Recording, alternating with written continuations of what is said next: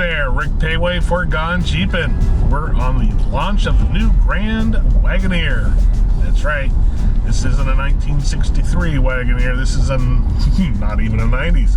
This is a 2022, I believe, Grand Wagoneer. We're here in New York City with Chris Collard and myself. Hey, everybody. And we are going to drive out of the city somehow, since, of course, we're not natives. We do know how to use the horn, though, and apparently, unless they're just honking at me because I'm from the West Coast. Now, but Rick, this car's got all kinds of the safety features. There's 120 different safety and technologically advanced features on this thing. Most of them we don't use, of course. Well, we don't know we're using them.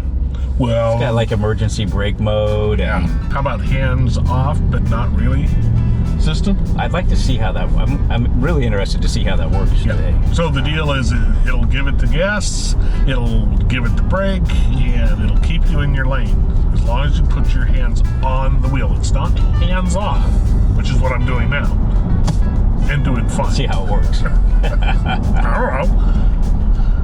It's like anything. Tools are cool. Whatever kind of tools. Ratchets, hammers, bigger hammers, they're all good tools. Just like all this technology on the screen. But it still is no excuse for poor driving. So one thing about this new Grand Wagoneer, it has 75 square inches of screen. Like, we're just looking at the front, right? Yeah. So you've got your instrument panel, you've got your Uconnect system. Now there's a whole nother instrument panel down here for the seats, which we examined earlier, about lumbar support, the back massage. So it's a little bit different than the Wagoneer of the 1960s. I got in and my bum was just roasting because the seat heater was on. I'm like, how do you turn this thing off? Another important thing is that the passenger now has their own screen. They can look at all the cameras outside, and there's a camera inside. Yes. So if Peter's beating up on Jill in the back seat, Mom can see. They're having a food fight. If it's PB&J all over the leather interior, beautiful stitched leather. It's no bueno. And not only have we got a plethora of screens on the dash, you've also got a video monitor system for each of on the back of the driver's seat and passenger seat. And then there's another HVAC control LCD screen just for the passengers in the back. Oh, what about the third row passenger? They have their own screen. But enough of all that technological wizardry. How about that Hemi? 6'4", guys. 6'4", in the 471 horsepower, 450 foot-pounds of torque. Yeah. But that's only in the Grand Wagoneer. The regular Wagoneer, you get the, 5'3", 5'7"? 5'7". But one thing is interesting is that you can tow 10,000 pounds. And we were fortunate enough to see the cutaway type version of the frame. The rear cross member is the integrated hitch. It's not like it's tacked on as an option. Everything has it, and it's plenty strong. Let's talk about how this thing drives, because we've got a four-wheel independent suspension, got like aluminum control arms, air suspension, and a dual system. So there's a separate reservoir. It's a sealed system, but it's separate for the back and the front. Right. Two tanks basically. It's actually one tank inside of another, but really helps speed up the air up, air down process, which levels the vehicle, and it doesn't porpoise because you now have two tanks. They're dedicated. So with the 6'4" Hemi, you actually have some kickback. Son of a gun. Woohoo! Okay, I was not expecting that. But remember, you got a 392 rear end. Would not hesitate to tow with this because it has the torque, it has the handling. I like the power steering because it is variable. In the center, it's pretty much hands off. Don't have to do anything. Oh, we got a giant sunroof on top. You just keep your eyes on the road, but I'm going to tell everybody about this back seat sunroof. So above, we got like this 3-panel sunroof, 2 in the front, and there's one for the third row seat. Sunshade on it, so you just hit a button and the whole sunshade comes forward to keep the other thing I'm noticing is this vehicle's got really good visibility, Rick. Yes. I mean, so they lowered the belt line. Well, they didn't lower it because this vehicle's brand new. Lower belt line than what they normally would have had. Right. How's that? Which allows for an incredible amount of glass. Right. Like an original Wagoneer. All right, so Rick finally gave me the wheel. Pretty nice, isn't it? It's very nice. So, yeah, the first thing I noticed, and I mentioned it to Rick, I'm like, you know, it feels truck-like, and he thought that meant kind of jarring, but you know, in my opinion, it's just firm. It's very comfortable. It did take me a little while to get this 2,700 position seat. Only 24. Oh, 24. You know, 23 speakers. To my, you know, comfort level here, which is great. It's like the bolsters on the side, they're not as pronounced as like the 392 we were driving a couple months ago. Right. But it feels good, comfortable. So yeah, seat controls are over here on the driver's left hand, and we're so used to just reaching down next to our seat here for adjustments. So yeah, I mean, I think, you know, just a little bit of getting used to and figuring out what all the buttons do. I think there's an eject button in here somewhere, right? You have to hold 3 of them together at once. Like, is that for my passenger ejection seat? Oh, and speaking of controls, underneath the center screen down below, there's another set of seat controls. You're talking about the center console screen here. Yeah. Below the Uconnect system is a whole other instrument panel which controls the seats, heat and air, heated seats, etc. So if I want to give you more lumbar support or thigh booster, I can. Can you turn on my back massager? That's right. I'm good. Ooh, feel that. Oh, hey. There. Talking about the sunroofs earlier, Rick, we got controls up here. How does things work? Open. There we go. All right. Oh. So tilts up in the back, slides back. Now we got open air. Open air. All right. All right. We'll take the massage off so you can drive. Wow. It got up to and a little bit past the legal limit. So I dropped it into sport mode. We were when Rick was driving, we were in the normal mode, so I put that in sport mode. Definitely changes the shift points. Wants to hold in a lower gear a little bit longer. It's coming around some, you know, tight turns, constant radius turns. Steering is light. Its return to center is pretty rapid, like maybe a cycle and a quarter.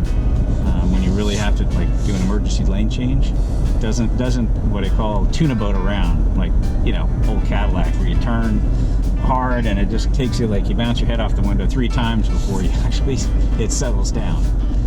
Super stable, feels good on the road. Obviously we've got all the monitored amenities, but just luxurious inside. A lot of accents with the wood tones, walnut, leather stitched, comfortable seats. Very nice audio system. It's got like 1,375 watt audio system. And 23 speakers. And 23 speakers. It's not like our old Willys, right? It's not even close. It's not. Nope. This is not my granddaddy's Wagoneer from the 60s. Phenomenal. Yeah. I'm just enjoying this drive. All right, Gone-GPN fans, we're here with the Vice President of Jeep North America, Jim Morrison. He's going to ride along with us because this is your new baby. Yes. This is cool. Really proud of this new Wagoneer. I'm impressed. Yeah? Well, that's all that matters. Because if you're impressed, you're the most knowledgeable guy I know that knows this stuff. So, hey, we're off to a good start. Well, then I'm going to take that. We'll keep it in low range, and I'll try not to kill you. There you go. We're actually headed to the off-road course. We've done it a couple of times before, just to, well, because we wanted to have fun. Now we actually have more fun because Jim's with us. And you're going to give us probably some insight into what we're looking at here. Yeah. Who's going to buy this vehicle? All right. So the Wagoneer is the customers in the Wagoneer segment are more the mainstream full-size SUV customers. You know, focused in on, you know, family and towing, and you know, doing some nice off-roading, getting to their favorite spot, whether it be their favorite fishing spot. That's what's great about having a great four-wheel drive system is, you know, it's not like you're going to take this out wheeling. We've got Wranglers and, you know, Trailhawk and Grand Cherokees for that. But you know, the nice thing is, if you've got to have the most capable vehicle, you've got it in this new Wagoneer. And you know, you can see from some of our videos that it's pretty impressive little rock trail. Jeep Jamboree USA set it up. and actually made it a nice little trail. Because it wouldn't be like us to make an easy off-road course. No, we need to make it so that you have to work for it. This is the first launch of the Grand Wagoneer and the Wagoneer. We're on an off-road trail that Jeep developed just specifically for these journalists to come out and give it a try. We've been through the course, we know what it's like, and now we get a chance to watch others try and do it. Remember that this thing is now in low range and probably has the sport on because it has to. What that does is it engages the rear locking differential. And that gets it along with its other traction controls, cruises right through. But it's fun. It is. I mean, this is a pretty big girl we're taking through this trail. Yep. And it's doing it like it's a small SUV. And it's got a great four-wheel drive system. It actively managing the torque. You can feel it moving around. Right. It's got front and rear. It's got a rear locker, a rear electronic limited slip differential. And I have it engaged right now. Yes, and you force it into lock mode with rock. And then here's the most fun part. So this is supposed to be the extension of that old 100-year-old rock fence. And you know, if you needed to get to the other side of that rock fence, well, there you go. You know, 28, 30. Oh, you hit 30. There you go. 30 degrees. 30 degrees on the inclinometer. Yeah, we had it up to 30. That was pretty you hit 30. All right. So this little test part of the trail is all about side hills, tipping the Jeep as far as you can, not on purpose tipping, but to show the stability. Obviously, you don't want to go too much, but when there's those trails where you have to kind of crab on a side hill, this is really a good indication of how stable the vehicle can be. As long as you go slow, slower the better, just picking your way, it works out really well. This one's really cool articulation. Yeah, it shows the strength of the body, you know, and here we are, doors down, windows open, sunroof open, and you know, two wheels in the air, two wheels on the ground, and you don't hear a squeak. You know, it's amazing. You're right, it's darn quiet. It is. Yeah, and the amount of glass is cool too, because this is unheard of in modern vehicles. They all want to have that high belt line, and you guys designed this like it should be. Yeah. Reminiscent of the old Wagoneer. Well, my favorite is the back light. You know, that back square light. It's very reminiscent of the Grand Wagoneers of the past, and it's great. You can see out of every angle, and you just feel at home. Yeah. You know, that's an interesting concept. You feel at home. It feels like a Jeep. Well, interesting. Thank you for that, because you know that's what we're looking for. And if you think about, you know, the warm feelings that people have about Grand Wagoneer from the past, we tried to, you know, build that into the surroundings, right? So everything just feels comfortable and familiar. It's got a lot more tech than the Grand Wagoneer did, well, exactly. You know, in 1992. We can actually see where we're driving. Yes. Even though looking through the windshield, we see nothing but sky and treetops. So, and I like the split screen, so you can see straight ahead. You can see your surroundings. You're going to fall off the cliff. You'll know it. And then I like the cutoff of the bottom of the wheel. What's with that? If you look back at the Grand Wagoneer of the past, they had a two-spoke steering wheel. One of the only wheels that did, but it was kind of a useless two-spoke, by the way. It put the two spokes in the bottom. So we actually made this useful so you could grab it and drive. Right. And one of the things that you know, a lot of people will be doing with the Wagoneers and the Grand Wagoneers will be long road trips. It's a perfect road trip vehicle. Throw your whole family in, go on a ski trip, you know, hook up your horse trailer, go to a horse show. You know, 5 hours later, you know, you can get there in complete comfort, and you can drive with the active driving assist, the semi-autonomous driving, and you drive with your hand just on the bottom, and it's really comfortable. And I'll have to try that. Yeah. So what I need to do is get one of these and a trailer, put my other Jeep on a trailer, and go to do the Rubicon. It's about a 1,000-mile trip just to get there. Yeah. And then do the Rubicon. Yep. And then drive home in comfort. Drive it back. Yeah. And you could massage your legs and seat. Right. And back on the way. Yep. Road trip. That'd be a perfect road trip. All right. So that wraps up a day of wheeling the new Grand Wagoneer and Wagoneer. It's really pretty cool. It's an amazing vehicle.